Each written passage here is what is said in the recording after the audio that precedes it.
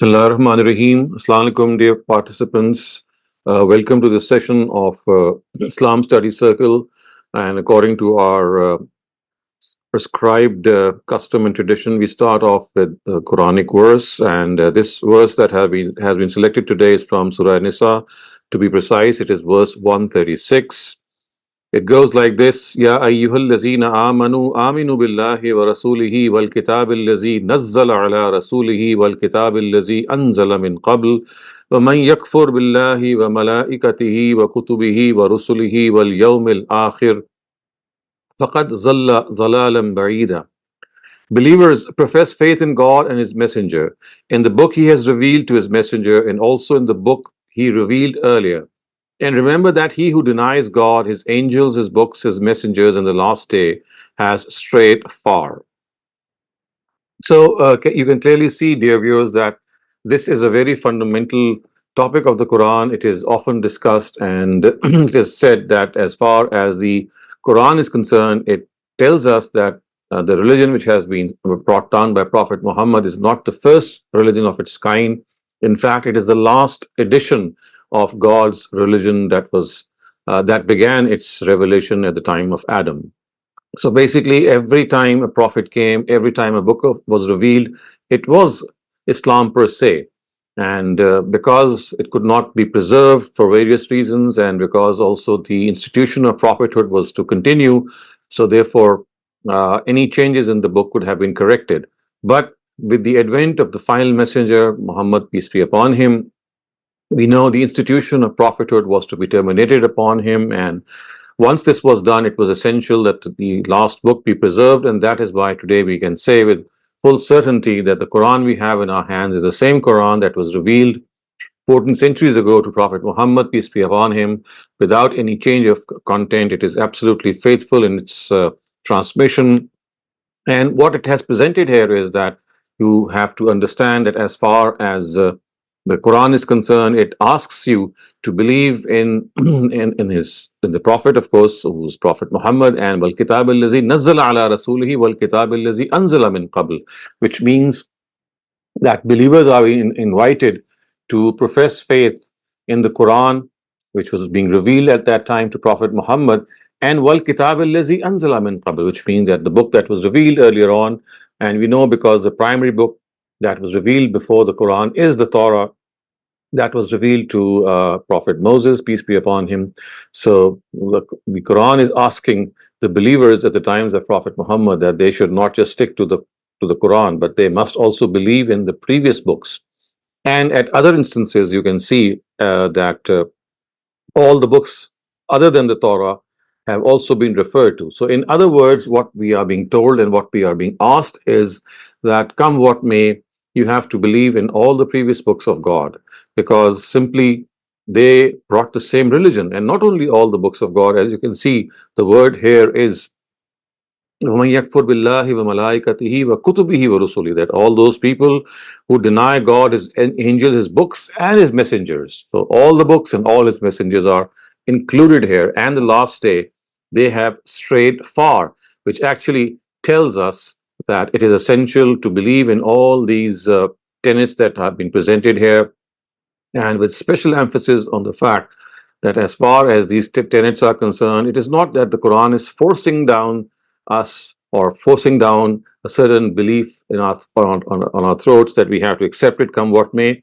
If you look at the Quran, it has well argued its case for all these beliefs in various ways. So if it asks us to believe in previous messengers and previous books and the day of judgment, of course, and as you can see, it also says that you have to believe in God, aminu billahi wa rasulihi, then all these facts and all these beliefs are well argued. Yes, they are well argued, and they are in relation to the Prophet, that we know that the previous books were also revealed in a way that they were in a shape that was, of course, at the time of the Quran, they were not present in their original form, and therefore this necessitated the revelation of the Quran as well. And the point that I often make here, when you study such parts of the Quran, is that when the Quran has asked us to believe in the previous books, then we have to uh, yes, then we have to understand that as far as the previous books are concerned, any belief in these previous books is going to be a blind belief unless and until we are also able to read through these books. So, this also, as a consequence, necessitates that we must at all costs try, besides reading the Quran, to read the previous scriptures also, because these previous scriptures, as I've just said, they are also books of God. Yes, they are not found in their original language, they are not found in their actual format in which they were revealed, but still, in the form of translations, they have reached us. And if we read these translations in the light of the guidance provided by the Quran, and out of experience, one can say that almost 80 to 90% of the text is very much near what the Quran has said. It's just that 10-15% that has got interpolated, or as you can see, it has got changed also. But other than that, a very large part of these books is there for us to understand, to read. So today, what we have in the form of the Holy Bible that is printed and which is found at various websites, you will see that the book of Torah, the book of the Gospel or the Injil, and the Psalms of David, they are published in a single book, which is called the Holy Bible. And as I said, not only available in the soft format, but also in the print format. And a very good resource for studying the previous scriptures is called BibleGateway.com. If you're able to just skim through this website, you'll find a lot of useful material in studying the previous scriptures. Now, let us move on to the next segment of our study circle, which is Hadith, and it says, عن أبي هريرة أنه سمع رسول الله صلى الله عليه وسلم إن شر الناس ذو الوجهين الذي يأتي هؤلاء بوجه وهؤلاء بوجه. Abu Huraira reported that he heard God's messenger say, the worst amongst the people is he who has two faces. To some people he comes with one face, and to others with another face. So obviously this is something which is detestable. No one would like to be, or either be in this position or to have acquaintance with such people, that they have two faces, they have two different outlooks. They might be different to different people. For example, they might be very courteous to a certain group of people because they think that courtesy would win them something, but this courtesy would desert them when they, for example, meet people who might be junior to them, people who might be lesser than status to them. And as you would see, that such people are often opportunists. So they seek opportunity, they would like to capitalize on that opportunity, and they change and bend themselves according to the situation. And of course, this borders on hypocrisy. It also shows that a person is not sincere, a person who is always after his own interests or her own interests, and he or she will change according to the circumstances. He or she doesn't have any qualms in changing, and at the same time, the person is looking for opportunities to ride and to climb the ladder in the society as far and as above as that person can. And for this, morality, or being an upright person, being a righteous person, being a truthful person, being a just person, is not an issue at all.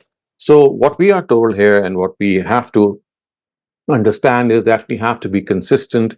We must not in any way have these two faces. We must not have this duality of our character, in which we might be. There are so many examples in which we find that a person is very, very generous to his, people who might be, for example, trying to praise him, and because he thinks that such generosity would earn him praise, but that generosity goes away when he is asked to do something in which there is no such publicity or no such public attention is involved. So again, this would mean that a person is not after that spending in the way of God. He's actually after that publicity, and so therefore he changes with the change in circumstances. So of course, this is something that we all need to check. We must all look at our own selves, that maybe inadvertently or advertently, if we are committing such a blemish, such a mistake, then we must rectify it as soon as possible, because this is obviously something which is not in line with God's commandments. It is not in line with uprightness. It is not in line with decent human behavior. Decency requires that we must be consistent, we must have the same outlook towards all, the rich and the poor, the high and the low. I mean, they should not matter. And we must be consistently good, we must be good human beings, we must be self critical. And this is something that we often talk about, that if you have to be an improved person, if you have to be a person who is the same from inside and outside, the best way to see a person, what he actually is, to look at his behavior at his home, at his or her home. So a person is in his true colors or her true colors with in his own household, in her own household. And you will also see that such people, if they might have a different personality outside, but they might have a very different personality in their own home. So this is something which is an alarming thing. If this is happening to ourselves, we must be the same person. It should not be that we have a different personality for our children, for our wife, for our and similarly, in the case of the wife, she should not have a different personality for her husband and for children, and of course for the immediate family. And the best way to actually become a person who is consistent, who is not hypocritical, who does not have two faces, is to always look at our own selves. And the best way to improve our own selves is this self criticism, self accountability. So the more we indulge in self accountability, the more we are in a way and in a position to correct ourselves. No one is going to come and correct us. It is basically we ourselves who must correct ourselves. And the way to go about that, as we have often discussed, is to constantly and consistently review our life before, I mean, perhaps this is the best time, but before we go to bed, we should be able to review the day. We must look at what we have done and then make a mental note of things that we might have not done in the right way and try not to repeat them. And we must also think that whenever we are trying to reform ourselves, to bring ourselves at par, it does happen that the more commitment we make, the more blemishes and the more mistakes that might result on the next day. Because this is Satan's ploy. He likes to lead people away. And the way he does so is that he strikes this hopelessness in them and tells them that, well, you continue to make these promises and you continue to break them, so you know good. And it is here that we need to understand that bad habits, they don't go away easy. They take time. And the way that we must do so is to continue to hold ourselves accountable every day, make fresh commitments every day, even if we are not able to honor that commitment the next day, but we must continue that, because if we do, then one day we will find that commitment is set to be honored, and you will be able to follow what you have said, and never despair, never lose hope. And there's always that positive attitude that should bring us forth, and also make us realize that things have to be done with a concerted effort, with a consistent effort. And God, before God, it's not the destination which is important as much as the struggle and the effort we undertake to reach that destination. Now, let us move on to the third segment of our study circle. This is Bible verse of the day. And we are going to study this from the Gospel of Matthew, chapter number 7, verse 12. It says, "All those then which you would have men to do to you, even so do you to them, because this is the law and the prophets." I think it's a beautiful advice given by Jesus to mankind, I would say. And of course, things that you would not have men to do to you, you would not like other people to do to you, you should not do those things to others. This is the famous golden rule also, which has been taught by prophets and sages and saints and all kinds of righteous people, that never do something to others which you would not like to have in return. And in fact, if you look at the reverse also, do good to others as you would like them to do good to you. This is a yardstick through which we should navigate our lives, in which we should set this goal to ourselves, that as far as we individuals are concerned, we will always look at how we are able to contribute in the lives of other people, how we are going to make them happy. And as a result, we would also expect that other people do the same turn to us. So remember, this is something which is like a symbiotic relationship in which you reinforce one another. If you'd like to do things which you would like yourselves to undertake and at the same time happen. And we all human beings, as you all know, we are weak individuals. We have our own shortcomings. We forget things. We are able to at times not honor our commitments. So we need this constant reminder, and we need this goodness in our own selves to flourish. And this goodness is found in every one of us. It's just a question of being more sensitive. It's just a question of stimulating that goodness, which is at times buried deep. It just needs to be brought to the surface. And the best way to bring those things to surface is to always acknowledge God's favors, God's blessings. Look at your eyes, look at your ears, look at your body, look at how the heart beats. It's a battery that's going to beat till one's last breath. Doesn't need any guidance or machinery overhauling, except of course a person when goes sick. But other than that, it's like we have God on our side. And then, of course, the two meals that we take every day, the people that we have around us, the roof that we have on top of us, the clothes that we have, the education that we relish and we cherish, and at the same time, the health facilities. I mean, these are just small things, but if you take them for granted, and by the way, we have taken them for granted, that we lose sight of them, that we lose sight that basically they have been given to us by our Creator. So if we are grateful to God, if we acknowledge His favors, we will always be in a positive frame of mind. We would always like to contribute to others, and we would never like to harm other people. We would never be in a position that we are envious or jealous of other people, and we would not like things happening to other people what we would not like to happen to us. In fact, we would like the same thing to happen to us and to all, because you see, all of us are part of this global family. Remember, this is something of a forgotten lesson, and we must need to remind ourselves time and again that we are part of a giant human family. We are not just citizens of our country, we are citizens of the globe. And as such, we have this global presence, we have this global connection with people, and that global connection is something that transcends all boundaries. It exceeds caste, color, race, all sorts of biases and prejudices, because this is what brings us together, the bond of humanity. All of us are human beings, and our first connection, our first religion, if I'm allowed to say, is humanity. If we are, if we behave as good human beings, then it is from here that we are able to earn God's guidance as well, which of course is something that we all would like to relish and cherish.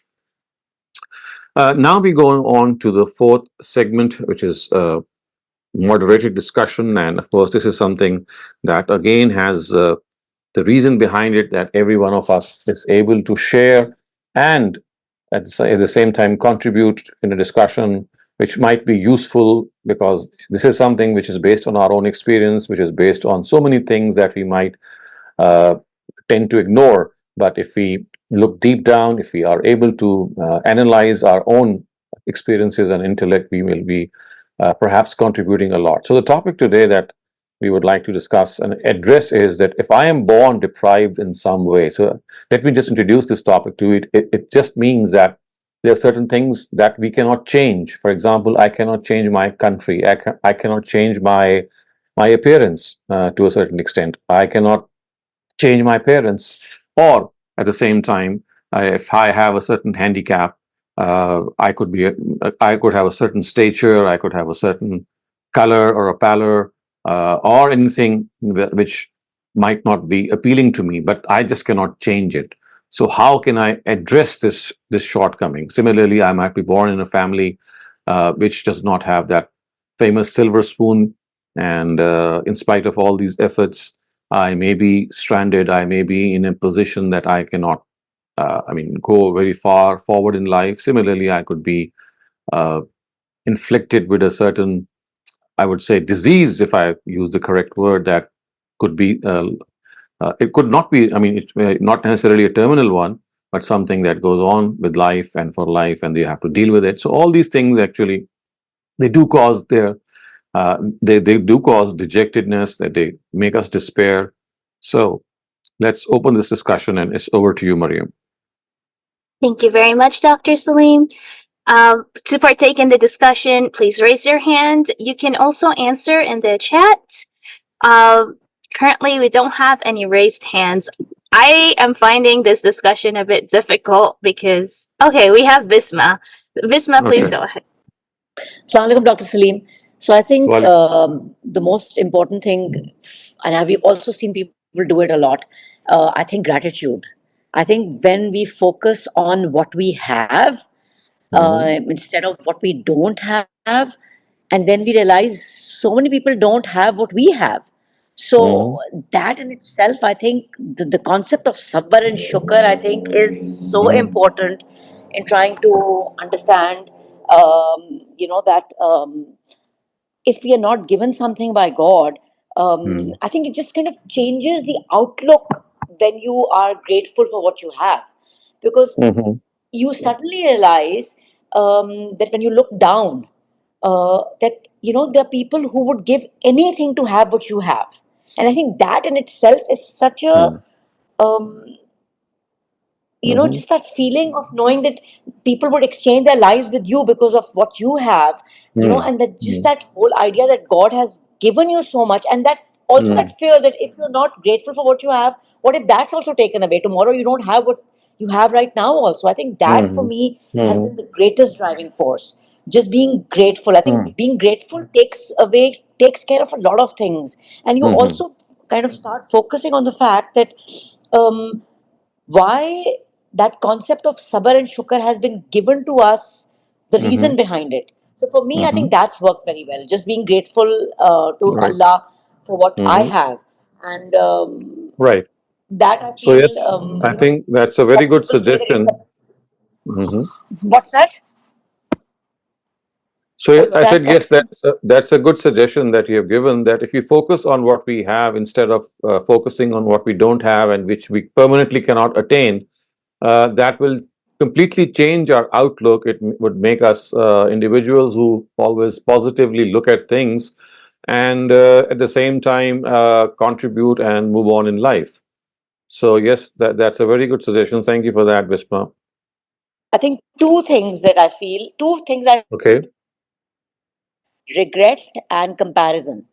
So I Mm-hmm. feel taking away regret from your life and realizing that if you were working towards something that you did not have and you felt that you could get it, but then you couldn't. The circumstances still didn't go in your favor.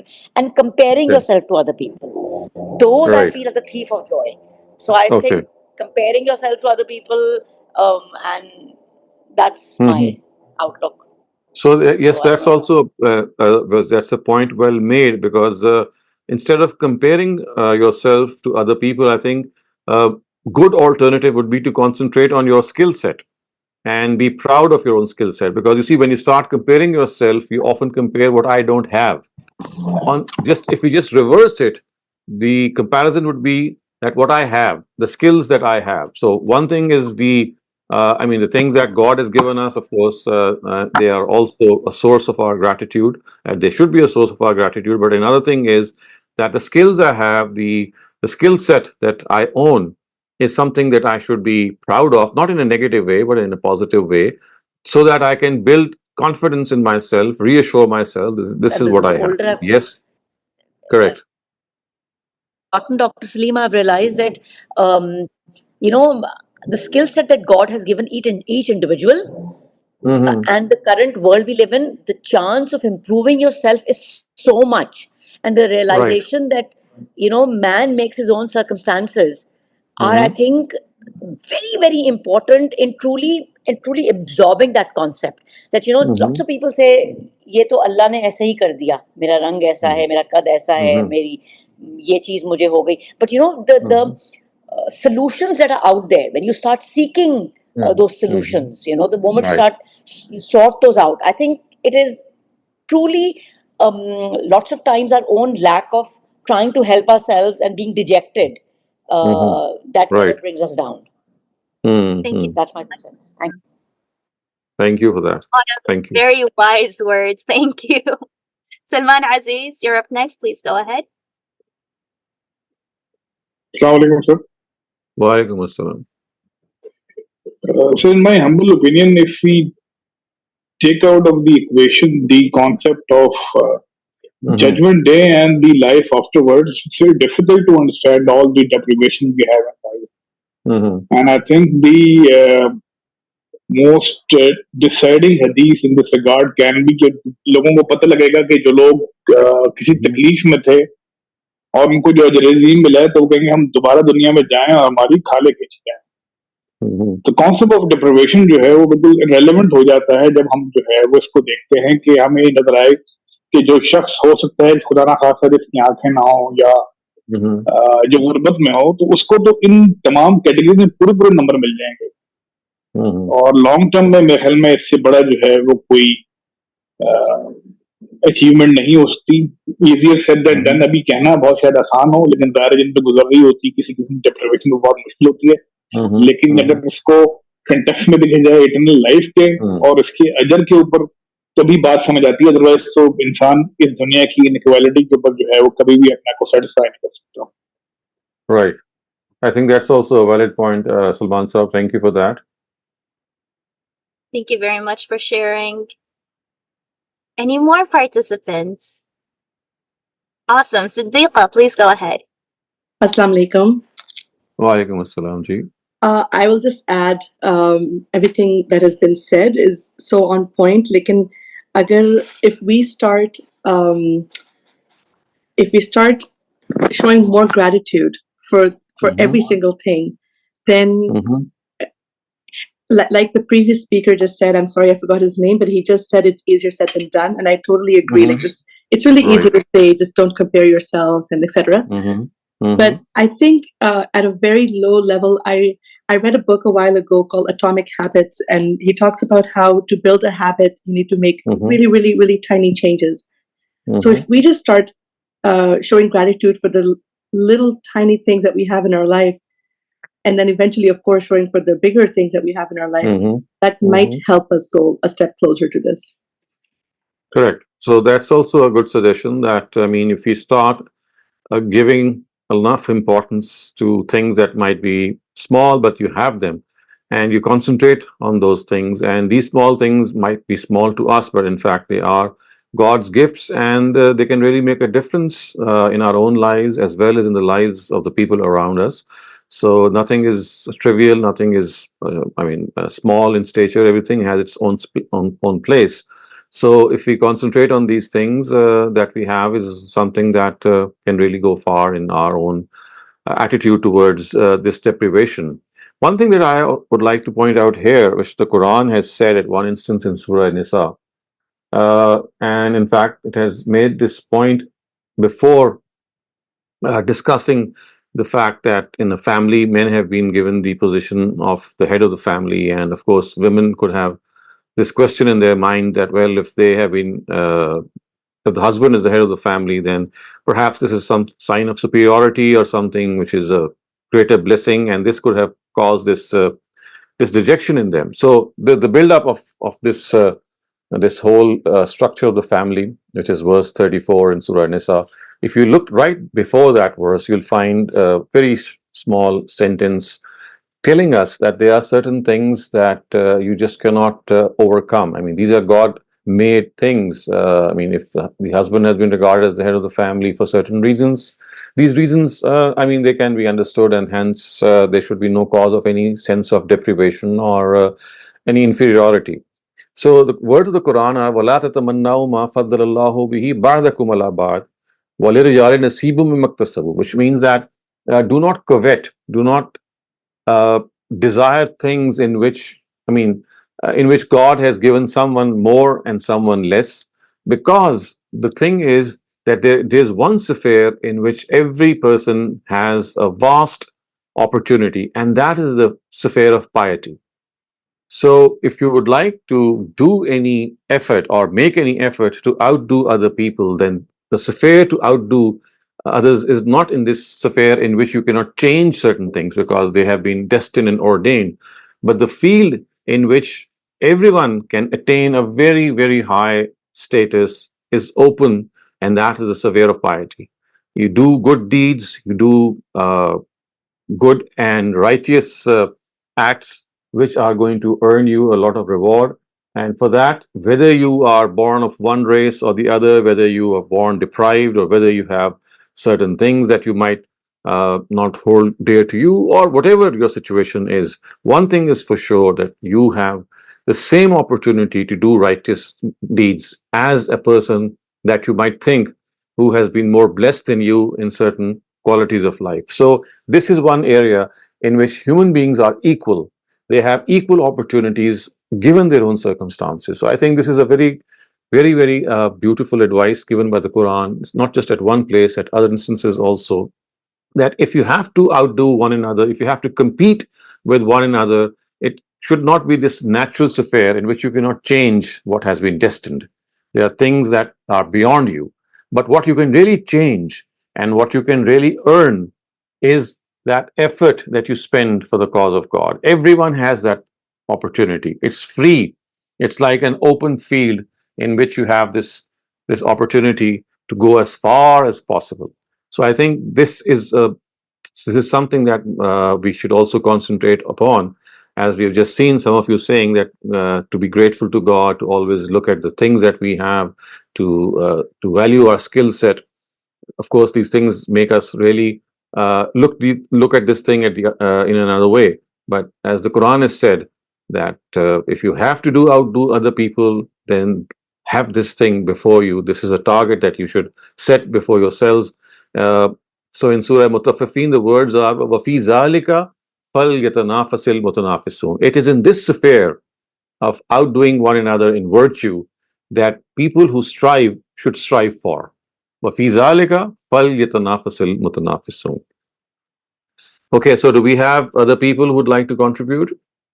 We have Visma again. Okay, Visma, please go ahead. So, Dr. Saleem, my question is, lots of times when you're especially talking to children, and you tell them to be grateful for what they have, or if they're lacking in something, it's sometimes very hard to tell them that if you pray and if compete in that sphere of piety. And Mm-hmm. so I've also understood that, yes, while it is very hard sometimes and people say it's easier said than done, but I Mm-hmm. also feel that a disposition of gratitude and disposition of realizing how blessed you are, and Mm-hmm. the joy of in what you have, um, Mm-hmm. and being and using just positive words for things, not being negative, and staying in that aura Mm-hmm. of positivity, it truly Mm-hmm. changes things. If people only focused, Mm-hmm. barring the fact that there's a severe illness or there's a death in the family, those things are Mm-hmm. exceptions. I'm not referring to those. But the Mm-hmm. circumstances sometimes we go through, realizing that everybody's plate is full. They may be rich, they may be poor, they may be well off or not. But when Mm-hmm. you start, I think, indulging or talking to people on a personal relationship, everybody's lacking. Mm-hmm. Realizing that just focusing on the positives that you have and just using a positive language. The power of positive language, I think people completely, they ignore it.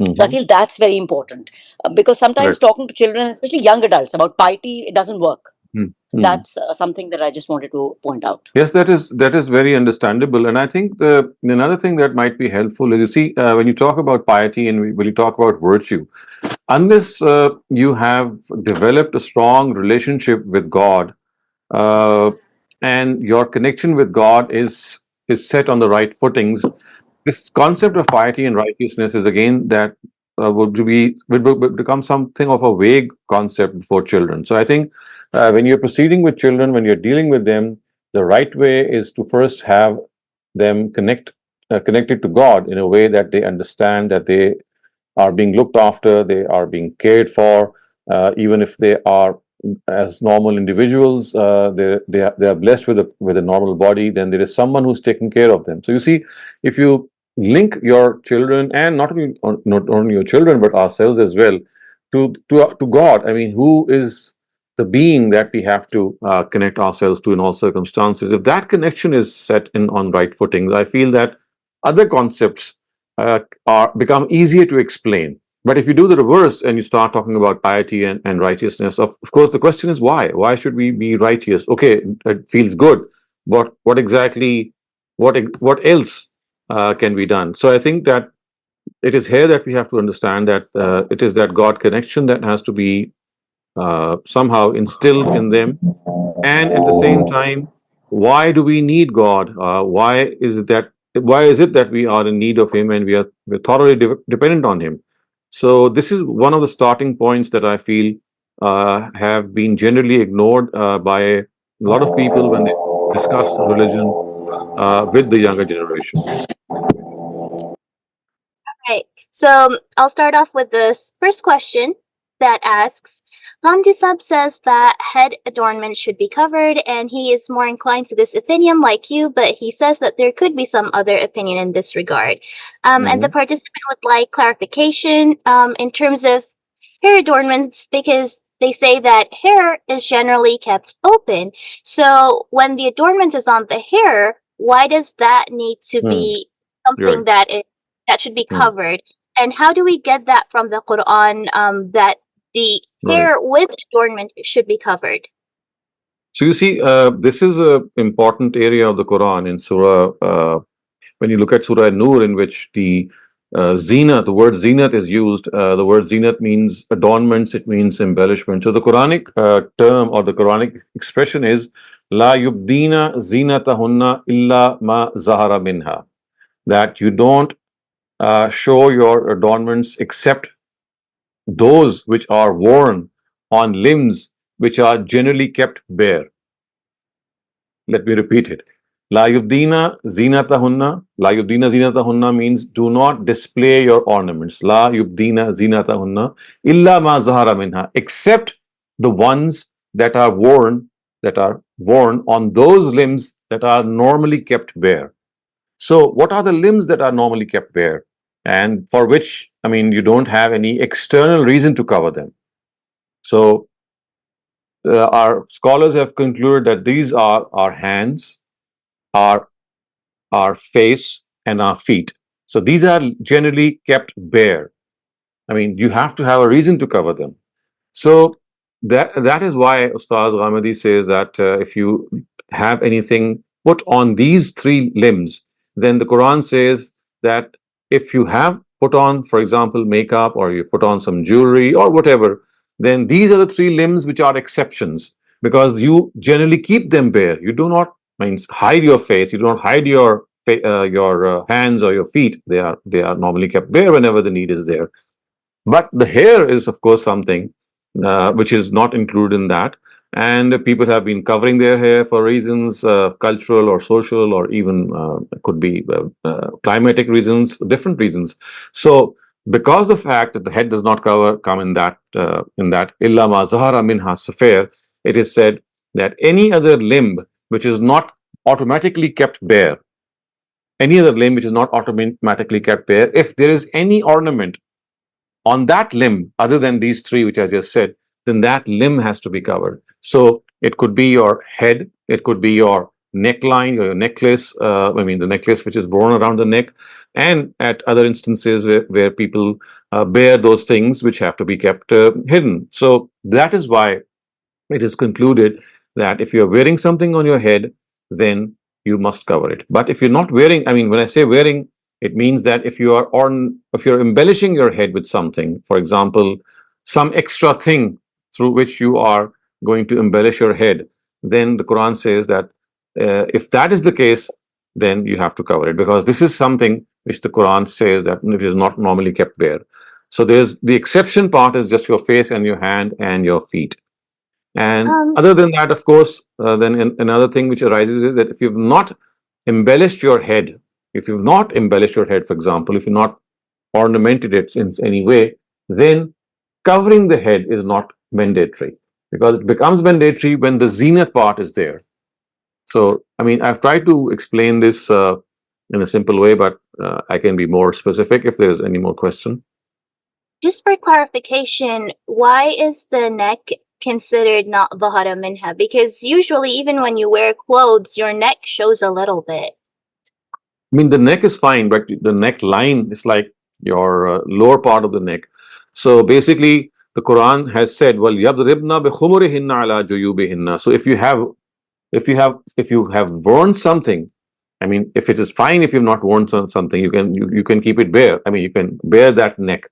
So the thing is that when you have worn something on your neck, like your necklace or something of the sort, then the Quran wants it to be covered. In a similar way, if you've worn something on your head, any ornament, then the Quran wants the head to be covered. But if the head is without any ornament and if the neck is without any ornament, then it is fine to bear it. Thank you very much, Dr. Saleem, for that clarification. Muhammad Qasim, please go ahead. जी sir, बहुत time तक बचपन से एक confusion में थे कुरान की तक़सीम को लेके, लेकिन फिर गामदी साहब ने इस चीज़ को क्लियर किया। पहले तो ये समझते थे कि ये जो कुरान के 30 पारे हैं और रुकू है, ये सब कुरान की तक़सीम है, लेकिन फिर 30 पारे, रुकू और फिर उसके बाद फिर जो रुबा और नफ्स और सलास, ये सब गामदी साहब ने बताया कि ये कुरान की तक़सीम सिर्फ बाद के लोगों ने की तिलावत के लिए। अब मेरा जो कंफ्यूजन है वो आयतों को लेके है कि कुरान की सूरतों में आयतों की तक़सीम कैसे हुई? क्या एक-एक आयत, एक-एक सेंटेंस है?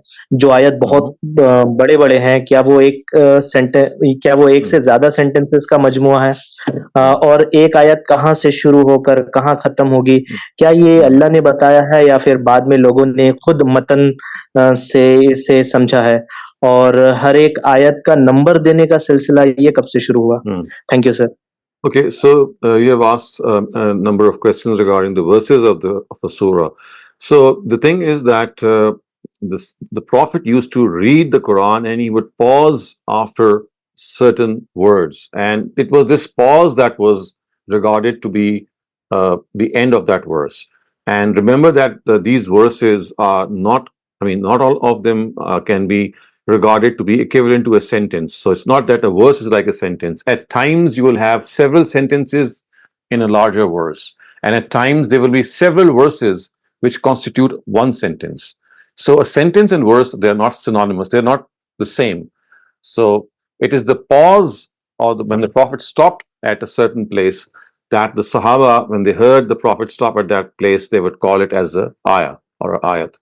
And that is why we also have some differences of opinion in counting the verses, because at times Sahaba heard it differently in various places, and although the number is not very different from in total when they count the number of verses, but as I said, that this is something which the Sahaba did. The Prophet himself did not enumerate the verses. The Sahaba heard the Prophet stopping and pausing at certain verses, and they then created that ayat here. And initially we also know from the earliest Qurans that we didn't have a verse we didn't have the sign of a verse at the end of a verse. So the initial Qurans had 10 verses, and then they would have a sign that would signify that 10 verses have passed.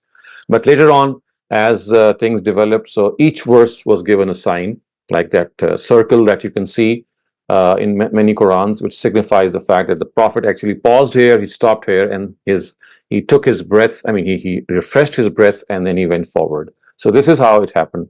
And if you try to trace that when did exactly this system got evolved, then we don't have any particular date, because we have different counts of the Quranic verses. We have a Kufan count, the Kufis, the people who lived in Kufa. Then we have the Basran count, the people who lived in Basra, and similarly some others as well. So they had their own counting. For example, if you look at Surah Teen, Wattini was Zaytun. So someone would stop at Wattin and think that this is a verse. And others would say, no, it's not. The Prophet did not pause here. It was actually Wattini was Zaytun. And was Zaytun is, these two, they form one verse. Similarly, another difference that arose between scholars was that should Bismillah be counted as a verse of the Quran or not? Because as you can see, that's written in the Musaf, but it's not part of the surah. It's like an opening statement. It's like a blessing that you have from God. So that also created a difference in counting. And that is why we have these different systems. But as far as the text of the Quran is concerned, we know that, of course, it does not actually matter if these counts differ, because the content we know is something that is well defined. And this pause of the Prophet is also something that has a lot to do with the rhyming of the verse as well. So the Quran is not just prose, it's not just poetry. It has a certain rhythm, it has a certain beat and bounce. So if you look at a lot of verses, you'll find that these verses are where the Prophet paused also had this additional feature in which there would be a rhyme between what was said in the first verse and what was said later on. But this is not in every case. You'll find this mostly in the Meccan surahs, which are short, terse, and very precise. In the Medinan surahs, in which you have longer verses, you have longer sentences, at times this is not kept in consideration. But other than that, you can see that it's a general rule in the Meccan surahs. Thank you very much, Dr. Saleem. Our next question asks, how can young Muslims dealing with questions of Islamic jurisprudence, ethics, mysticism, doctrine, etc. in the current context, in terms of which specific questions in these areas are of particular importance and which ones are relevant, and how do they approach answering with different perspectives?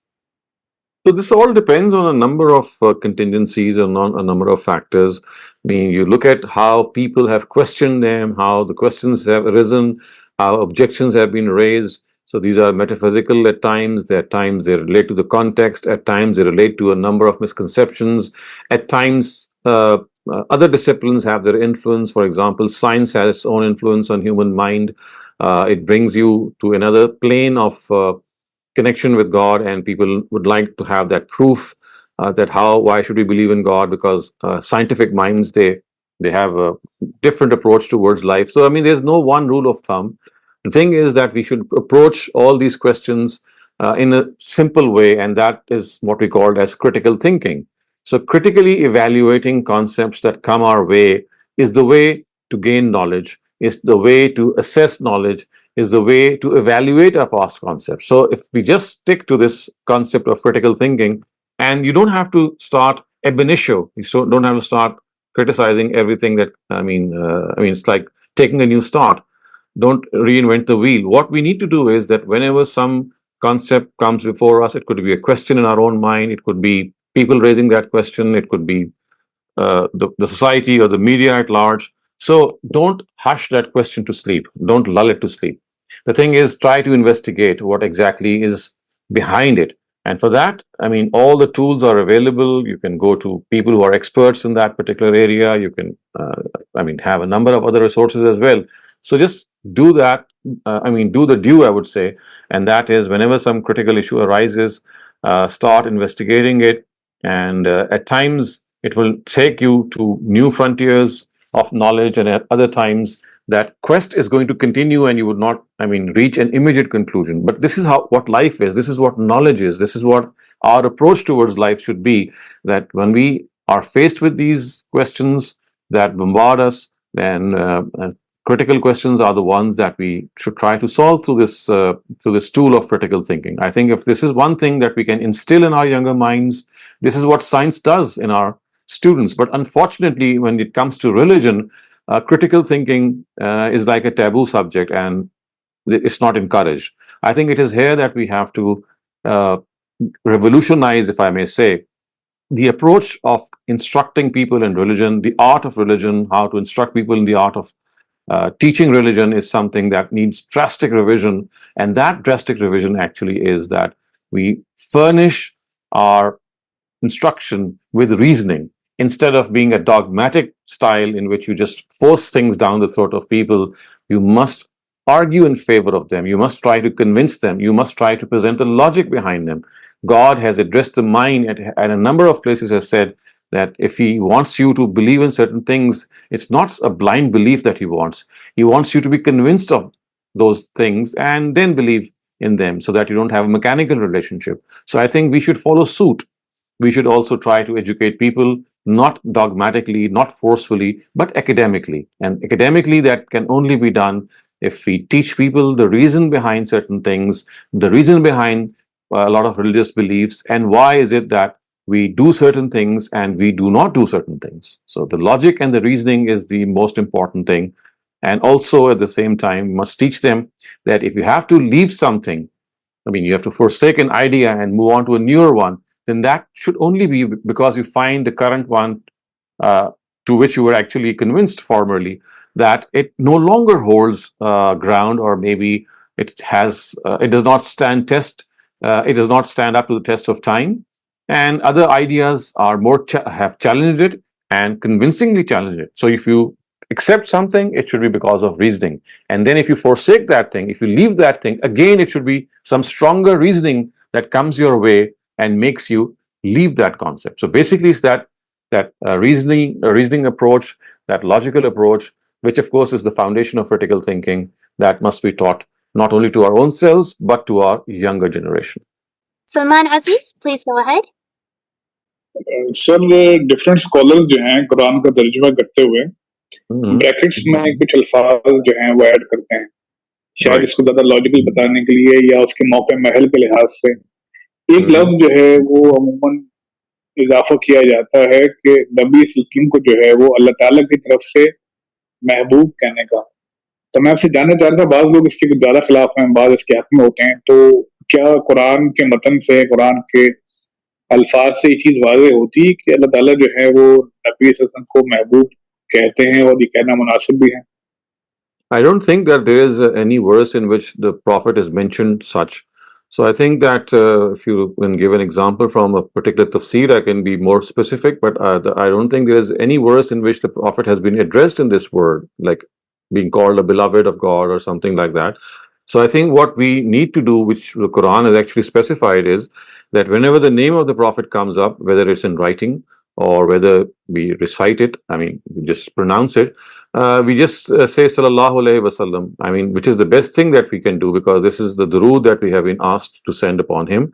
So instead of addressing him in any other way, the best way is that whenever his name is there, and that too in a translation, of course, then the word Sallallahu Alaihi Wasallam is the best tribute that you can give to him whenever his name comes up. Other than that, I mean, unless you point out, I don't remember any verse of the Quran in which the word mehboob or beloved or words to this effect have been used. I think these are additions which our mufassirun or our translators have made, thinking that, well, he's someone who is beloved to God, and it's like out of respect maybe that they do it.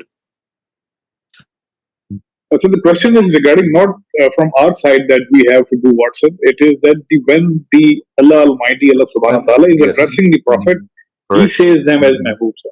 So that is what I'm saying, that even in that case, I don't remember any place in the Quran, unless you can specifically point out, in which the Almighty is addressing Prophet Muhammad as his beloved. In fact, if you look at Surah Al Imran, it says, "Qul in kuntum tuhibbuna Allah fattabi'uni." That if you would like to love God, then tell your followers to follow you or follow the Prophet. So the word hub or tuhib is also used in this sense, and I mean that was the best place in which the word beloved could have been inserted in the text, but we don't find this insertion anywhere. So I think it's more of an addition, and as I said, it's like an addition that is, I mean, I would not say it's needless. It's just out of respect that maybe these translators add it to the text, but because they insert it in brackets so that people know that it's not something that exists in the text, it is something that has been, I mean, implied maybe. But I would say that this implication in itself at a lot of places is needless, and it is not something that is even implied. Thank you very much, Dr. Saleem. We're running shorter on time, so I'd like to request all participants to limit themselves, at least for now, to one question, and then we'll take their questions if they have more in the second round of questions, if we have enough time. Inshallah. Muhammad Asif, please go ahead. Assalamu alaikum, Dr. Sahab. My question is that what is the status of istikhara in Islam, and whether Prophet and Sahaba have done that during their Right. life, and how it comes into certain people in our Muslims. Mhm. So basically, istikhara is a supplication. It's a dua. It's an invocation. The literal meaning of the word istikhara is to ask for God's khair, to seek His goodness, to find His guidance. So unfortunately, people think that istikhara is like a hotline between yourself and God, and if you just read this prayer of istikhara, then you will have a dream of what you might be thinking is the right thing. It might be God's guidance. This is all, I mean, this is all man-made, I would say, consequence of what this word istikhara entails. As far as the Prophet is concerned, it's a very, very beautiful dua. It's a beautiful prayer. If you just look at the words, it says that, God, if you think that this and this thing which I am confused about, I'm not very sure how to go about it. If you think that it is good for me, my hereafter and my world, then please destine it for me. And if you think that it's going to prove nasty or disastrous for me, then please move it away from me. So it's just a dua. So just as in the case of every dua, it can be accepted, it can be deferred, and it could be rejected. And one thing that you have to always keep in mind is that this dua, and as is the case with other duas also, they're going to work once we have done our due. I mean, God is not going to grant your wish if you have not done your due. For example, if you have not worked hard enough in your exams and you just pray the dua of istikhara that, God, please have me pass through with flying colors, that's not going to happen. Similarly, if the farmer has not sown, he's sown seeds, but he's not looked after the plant, and he starts praying to the Almighty, oh, let me have a good crop this year. That's not going to happen because you've not done your own part. So the thing is that first, we have to do our own part. Second, we must not do something which is against common sense. For example, if we think that we are on a crossroads, for example, it could be, as is the general case, that if you have a daughter or a son and you have a proposal for your daughter and son, then often people, instead of investigating the person, they think, okay, that let's do istikhara. And what they normally do is that they read this prayer, then they go off to sleep, and then they might have a bad dream, they might have a good dream. And in many cases, I have seen that the proposal might be absolutely perfect. It might be very good otherwise, if you look at it in your own experience and your own intellect. But because you saw a bad dream, you just reject it. So this is an absolutely illogical and uncalled for attitude against the Quran as well. So the thing is that istikhara does not establish a hotline between ourselves and God. It's just a prayer. I mean, just like every other prayer, like every other dua, it's a dua. It could be acceptable, it could not be acceptable, it could be rejected, it could be deferred. And it could be something that if you're standing on a crossroad and you're praying, at times God might put something in your mind, someone might come along and give you the solution. Anything can happen. And yes, one of the things would be that you might even see a dream. But if you even see a dream, then that dream must not, if it tells you something to do against common sense, against experience, against what you have concrete data against it, then that is something that must not be done in any case. And we end up doing this often. So the bottom line is that it's just a dua, it's just a prayer, it's just a supplication. And when God accepts this supplication, He has His own ways of giving us that signal. It could be very subtle, it could be very non-subtle. But as I said, it's not a way to find out the will of God as we generally think. Yeah, a lot of people just generally do for kids' marriages particularly, and some other major decisions they make. In life. They solely depend on that. So I'm this one. My understanding, the Sahaba have not done that in my opinion, if I'm not wrong. So I mean, they did istikhara, but it was not for this purpose. It's just like a dua. Yeah. It's just like a dua. Yeah, it's like a dua. Absolutely, yes, that's correct. Okay, thank you, Jazakallah. So if the people are doing it, do you think so it is a bad thing? I mean, it is a meaningless thing that they are doing. Meaningless, okay. This would have no consequence. They are ruining a beautiful prayer. They are indulging more in superstition, more in sign language, I would say, instead of acknowledging and realizing that they are not making good use of a dua. Yeah. So you got a good example that sometimes your marriage proposal comes in, it is really good, but the Sahara just goes the way around and they generally miss the opportunity. Okay, Jazakallah. Thank you very much. We have our question from the bidder fund that asks, in Surah Mu'min, ayah number 6, Allah says, उसने तुम्हें एक जान से पैदा किया फिर उसकी jeans से उसका जोड़ा बनाया. What is the right interpretation of this ayah? And is this not in direct contradiction to ayah number 81 of Surah Sad, in which Allah says, मैं मिट्टी से एक इंसान बनाने वाला हूँ, फिर जब मैं उसमें दुरुस्त कर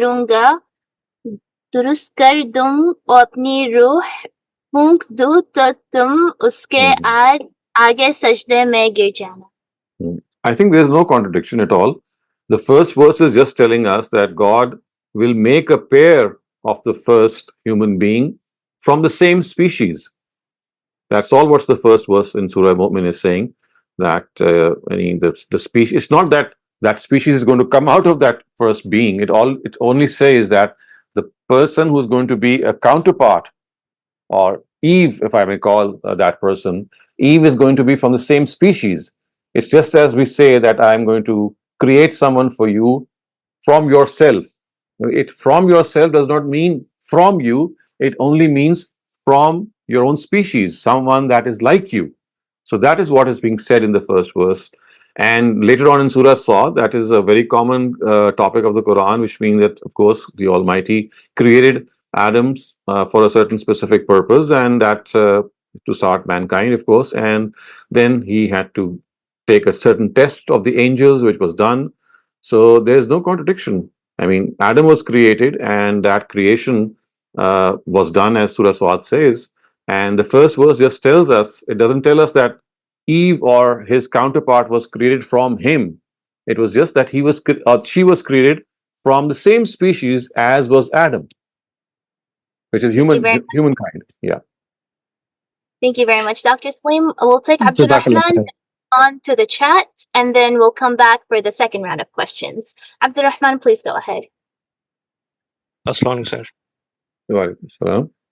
Sir, my question is that we come across a lot of stories of prophets, right? Mm-hmm. So how are the stories of prophets relevant to a non-prophet like us in this era? I mean, if they are very perfect kind of creations of Allah, and they have been specially chosen by Allah, and whatever they do, their deeds are perfect. Anybody trying to achieve similar to them or trying to follow them will eventually be in an anxiety state. So how can we relate to this prophets? Is not why these prophets have been mentioned. This is not the way. I mean, this is not the reason. The reason is the message that they brought forth. So it's not that the person of the prophet, of course, they are best exemplars of mankind. They stand at the pinnacle of mankind. They are like a shining example that we should try to come as close as possible. I mean, it's not that we can become them as good as possible. It's like that you set a benchmark. But the other important reason is that they have brought down guidance for us in the form of scriptures, in the form of, oral traditions. So that is much more important. The guidance that they gave us through the Quran, for example, if you speak of Prophet Muhammad, he told us, and through the Quran, the Almighty, of course, wanted to convey his guidance. So they were a means, these prophets, to convey that guidance to mankind, and at the same time act upon that guidance to show them that it is not something which is difficult at all. So we don't have to become prophets of God. We just need to understand that as prophets of God, they brought down this guidance. It's something that is workable. It is something that can be followed. It is something can be practiced.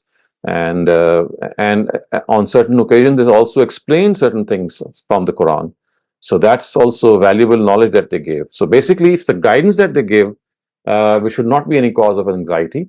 And also, if you allow me to say that a lot of anxiety has arisen and caused this, I would say, mental health issues is erroneous interpretation of religion, or at times, I would say, stress on something which is very ordinary and neglecting something which is very important. So I think this imbalanced approach also has gone a long way in creating and causing anxiety in the minds of many people who study religion. I think the true concept of religion, if they derive directly from the Quran, if you get in touch with the Quran and look at it as a book that is like a rope, as the Quran itself calls it, a rope that is extended between humankind and God himself. If you hold on to that rope, it's going to give you the opposite. It's not going to cause any anxiety. On the contrary, it will give you assurance. It will give you contentment. It will bring happiness and joy to you. Sir, just now, as you mentioned previously, like follow the verse, I couldn't remember, but there is a verse in the Quran, like, if you love Allah, follow the Prophet. So how to put this, how to interpret it, this one? It's a simple thing. I mean, the Prophet prayed, the Prophet was obedient to God, the Prophet was always truthful. So these all human values, he was a shining example of those human values. So it's just like telling us that you can, the way he spoke the truth, the way he never compromised, the way he was prepared to lay down his life for the cause of truth. So it's like just telling us that, well, this is a benchmark, this is an ideal before you. You cannot become like him, but try as far as you can to reach closer to him. So this is like a challenge. It's like this is like something that we are given as a target. And it's not that we are required to reach that target, because that's something which is not in our control. It's like reaching as close as possible, to be as truthful as possible, to be as just as possible, to be as brave as possible. So all these human attributes, to be as God-fearing as possible. If you look at it like this, you'll find that it is something that is placed before you, and you are being inspired, not in any way dreaded, or it's not that awe is being struck in your hearts. It's basically an inspiration in front of you. It's simply like when you see people who are brave in the society, you feel that you would like to act like them. So what does that mean? It actually inspires you. You get motivated by human examples of bravery, of truthfulness, of justice. So prophets of God also set these examples. So they are not meant to cause any anxiety in you. They are actually meant to inspire you. They are meant to motivate you. Thank you very much. So our first question from the chat asks, instead of generalizing the scope of hypocrisy in the Hadith of two faces, can we say that this narrative of the Prophet is elaboration on verses like Al-Baqarah 11 to 12, when Allah says, when you say to them to not spread anarchy, they reply they are the former? I'm sorry, I didn't get the question. Could you please repeat it? The first part slowly. Yeah, so they're saying that instead of generalizing the scope of hypocrisy in the Hadith of two faces, can we say that that narrative is specific in elaboration to verses like Surah Al-Baqarah, when they say, when Allah says, when you say to them to not spread anarchy, they reply that they are the former? Why should we confine it to that? I mean, that is one instance. I mean, the Hadith is just a general one. There is no context involved. It does not say that it is explaining a particular verse of the Quran. It's just a general thing. It just tells us that you have to be consistent. You must not have two faces. You would be a disliked person if you behave with one group of people in a good way, and if you come across the same group of people but they have maybe a lesser stature, you behave with them in a bad way. So this hadith is not, giving you any specific, situation that you have to act on. It's like a general guidance. So why shouldn't we leave it to be a general guidance? Thank you very much, Dr. Saleem. The next question asks, how to respond to people when they say that how come it's possible that Ghamidi Sahab understood religious concepts like no one before? I think this is something very relatable, and you can easily explain this. And if you look at the history of religion, if you look at the history of our knowledge of religion, you'll see that a very large chunk of our history, I would say maybe 1,000 years, were spent in a concept that we call blind following or taqleed, which means that scholars who are born in a particular sect, they, even if they think that there are things that they are not convinced of, but because they are born in a particular sect, they are indoctrinated with those traditions and those concepts, and they must abide by them. So original thinking or critical thinking or thinking on the text of the Quran was something that was forbidden after the first 4 centuries. So people were told that they must look at a scholar of the past and just blindly follow him. And not only the ordinary people or the common masses, but people who were born as scholars themselves, they were made to go through this process that they must blindly accept one imam and just follow him, even if you think that he does not convinces you. So this concept of taqleed, this constant concept of intellectual stagnation, has persisted in our nation, in our Muslim polity, for maybe a millennium, 1,000 years, or even more, and it is still continuing.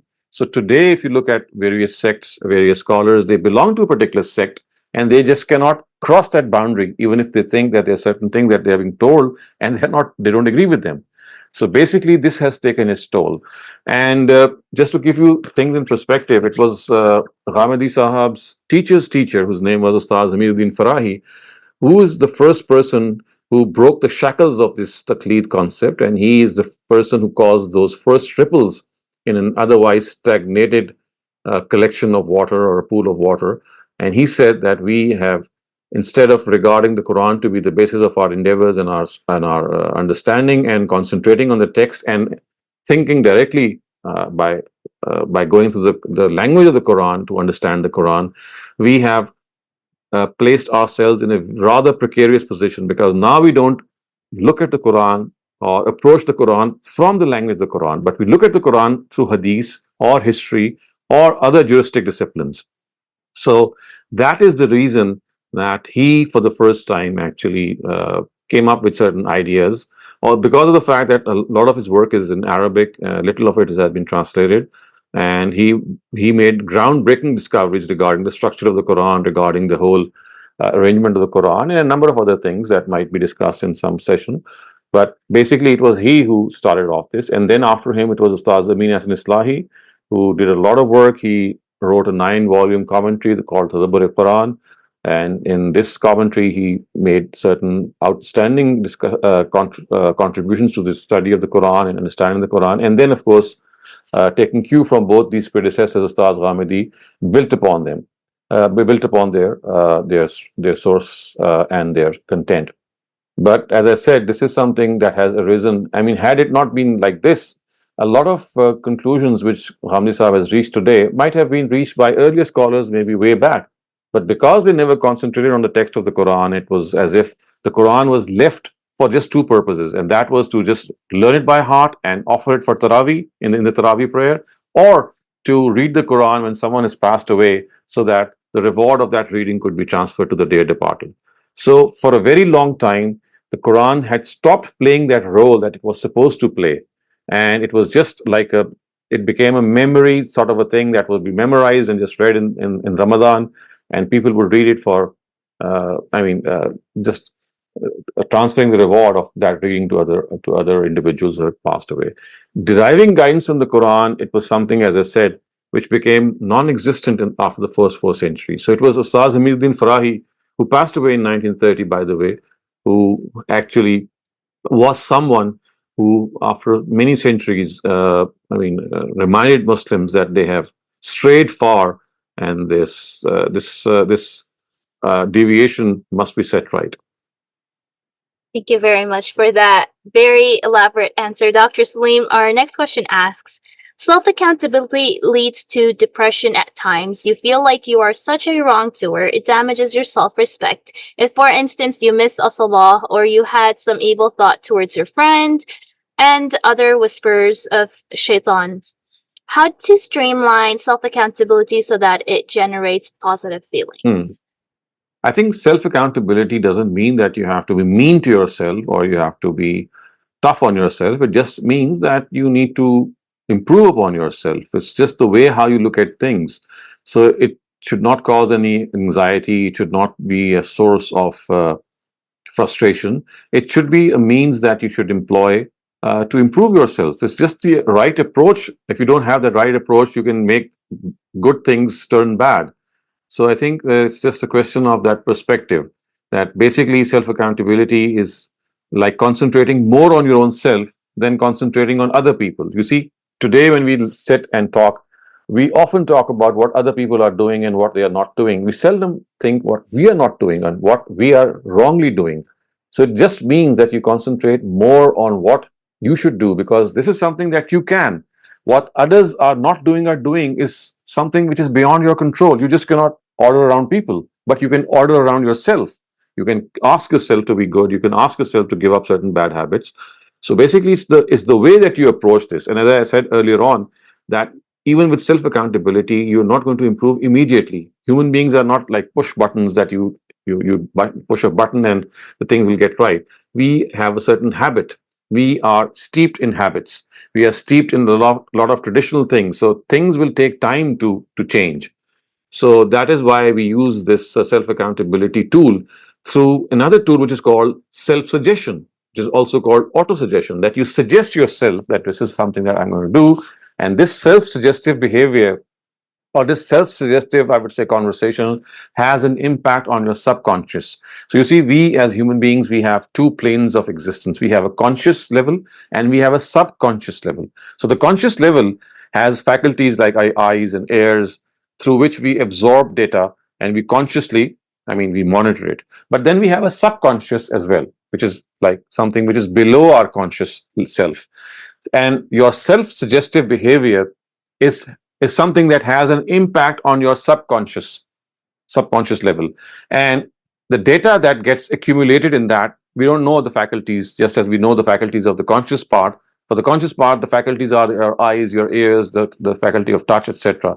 But the subconscious part, the best that we know about it is that if you talk to your own self, I mean, if you're whispering something to your own self, it gets accumulated in your own self. So that self-suggested behavior is something, if you, for example, let me give you an example. If you are someone who is disposed to a lot of anger, so we have anger issues, we get angry easily, we I mean, we might use harsh words, we might abuse people. So let's suppose that I am a person who would like to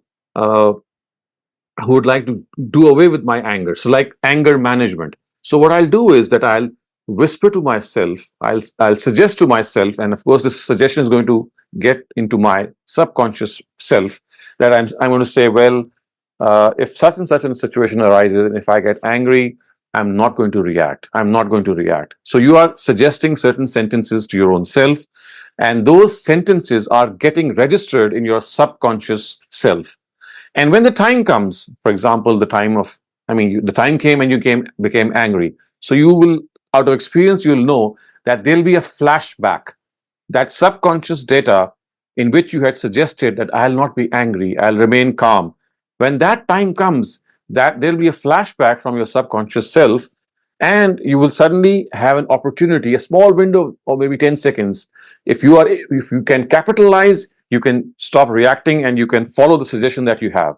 But again, the opposite can also result. You don't follow that self-suggestive behavior and you still act impulsively. But the more you suggest to your subconscious self, the larger that window would be.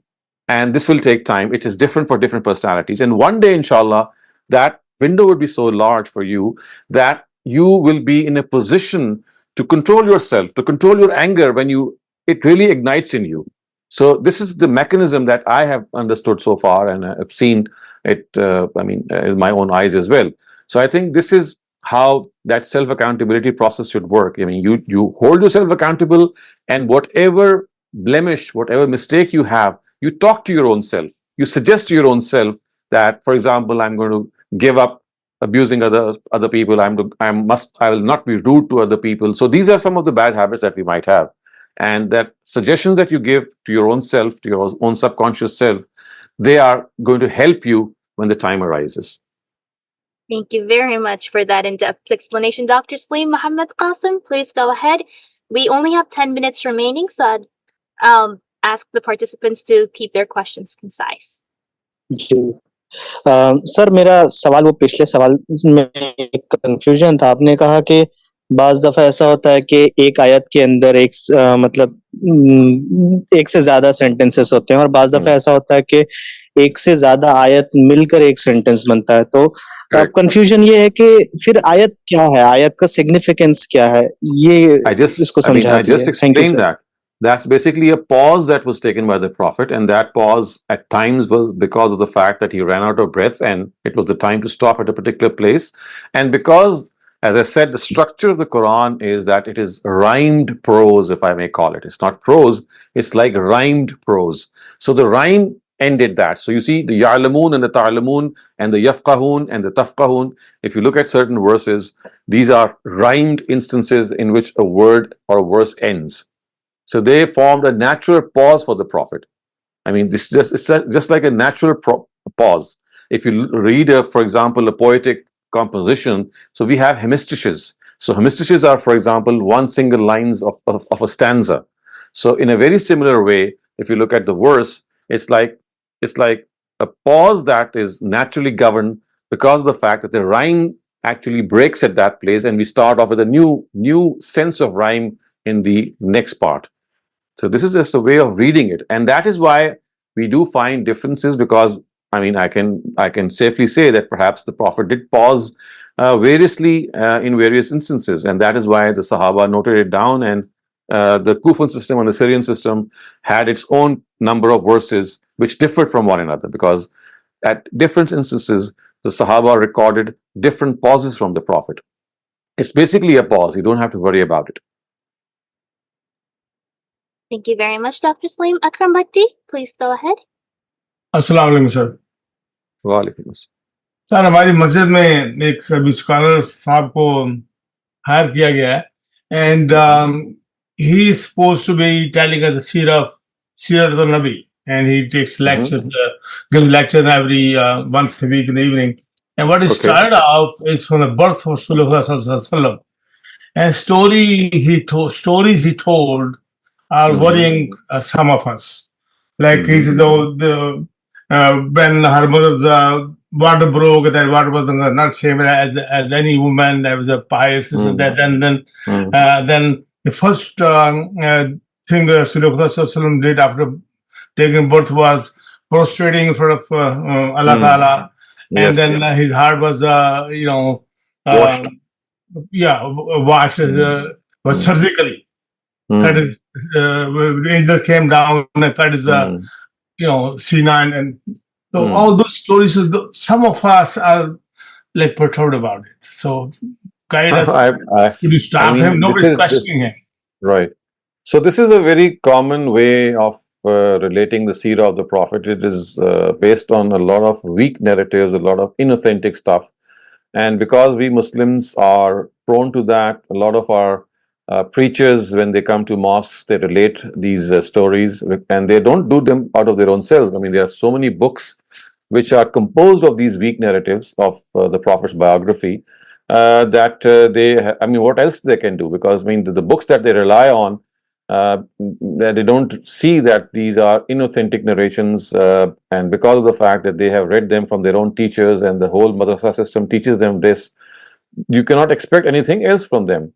So I mean, this is a I can say a collective calamity that all of us are facing. And by the way, there are some narratives which might be absolutely correct here as well, but they are basically like the vision that was shown to the Prophet, or the dreams that were shown at times, which actually means, for example, this washing of the heart, that it was not something that took place physically. It was just like a dream shown, in which the whole thing was that the Prophet was being prepared to receive divine revelation, and the way it was shown was in a dream, that as if his heart was being washed. So it was not like a physical taking out of the heart and washing it with water. It was basically that spiritual cleansing in which he was being prepared to receive the divine revelation. So I mean, I'm just giving you that there are certain narratives that are correct also, but because they are interpreted literally, that they don't make sense.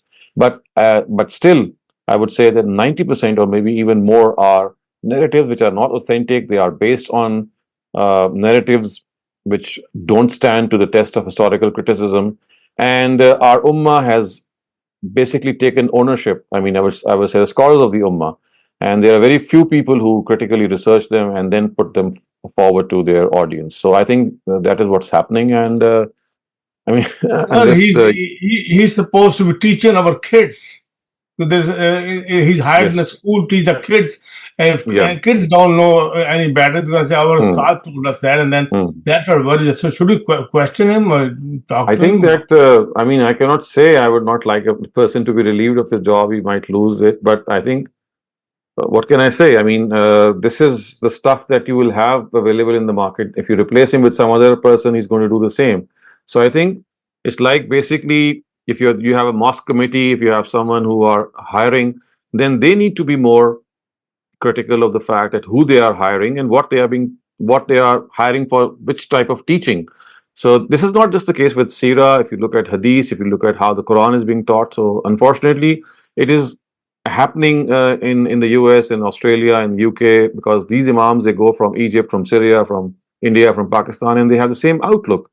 So unless you have someone who is a well-researched teacher, I don't see any other alternative. I mean, you're just going to replace him with another person who's going to do the same.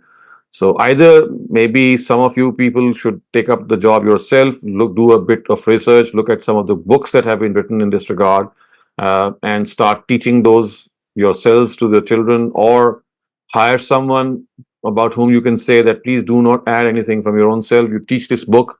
I mean, this could be one alternative. And then there are good online courses also on Seerah. Otherwise, this is something which is not just your story or not just with one mosque. It's happening all over the world.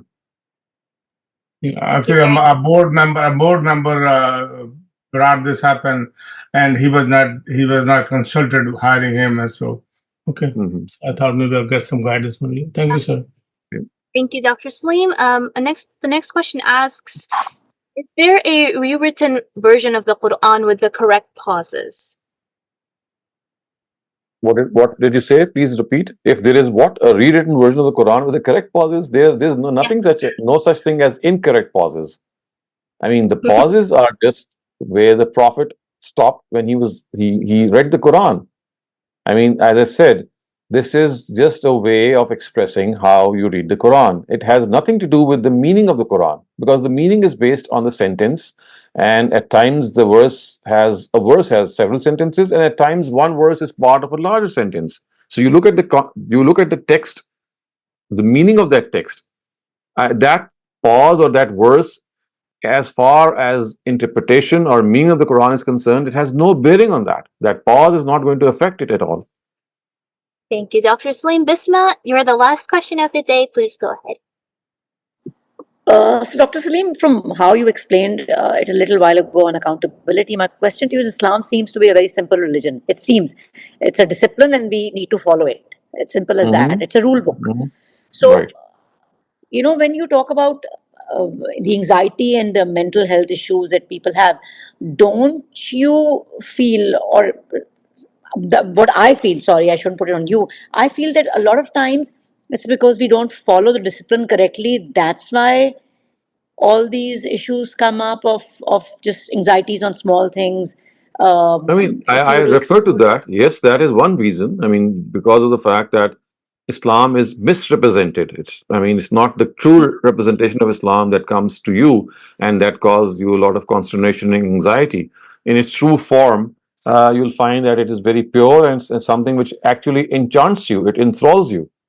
That is one reason. But the other reason is because, which I explained in detail, was the fact that at times the person who is oversensitive, he becomes tough on his own self, on her own self, or more mean, and he or she would, go as far as to punish oneself for not doing certain things. So I was just referring to the fact that if you use that concept of self-accountability as an auto-suggestive behavior in which you give yourself some time and space and some respite, that this change in habit is not going to go away immediately. It's going to take some time, and that time must be utilized. And during that time, self-suggestive behavior is going to help. So that was the psychological part that I was referring to, because that is also something which relates to mental health.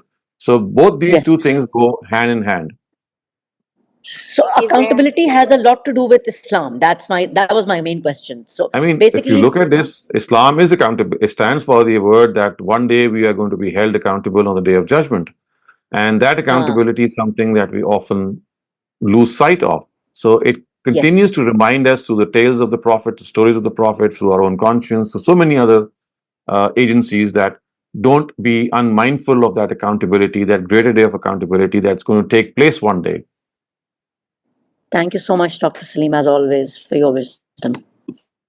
Thank you very much, Dr. Saleem, for taking so much time to explain to us all these different ideas about Islam. And thanks to all the participants, especially for participating during the discussion. It was a bit of a harder discussion for me personally, but it was really, really nice to see all these different varied ideas.